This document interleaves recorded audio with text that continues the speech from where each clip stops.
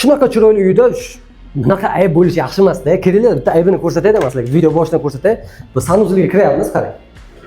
Mana dushga kirasiz, cho'milishingiz uchun bakalashkadan foydalanakansiz-da. Mana bunday qilib cho'milar ekansiz. O'shaning uchun ham narxi arzonmi? Ikkinchi qavatda joylashgan 3 xonalik mikrorayonda yangi dom.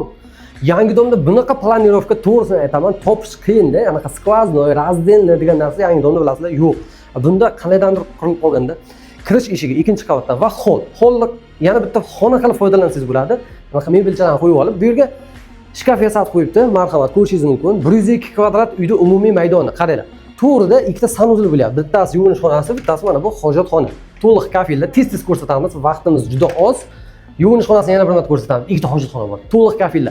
Suvda hazillashib aytdim-man, mana bunaqasi bor bu yerda. Spesial kirgizib qo'ydim men xo'p qilish uchun. Endi bu uyimizning oshxonasi. Oshxonada texnikalarni sanab beraman. Bu sotish uchun qilingan uyga bunaqa texnikalar qo'yilmaydi. LG dan e'tibor beramiz mana. LG qanday yozuvi?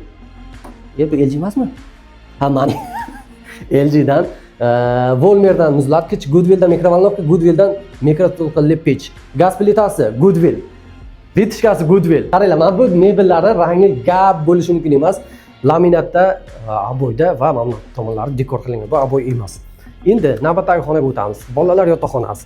Xo'p, ikkita kravat, aboyda, derazalar akvaplastik qavat ham orqa tomonga ham oldi tomonga qaraydi. Mana bu tomoni g'ishtchalik qilingan. Bu aboy emas, dekorativni devor hisoblanadi. Ket. Ota-onalar yotoqxonasi. O, romantik xona deb atasam bo'lar ekan-a. Zo'r, ranglarini qarang. Mana bu вообще zo'r. Qo'yil qoldim mana bunisiga, перегородкasiga.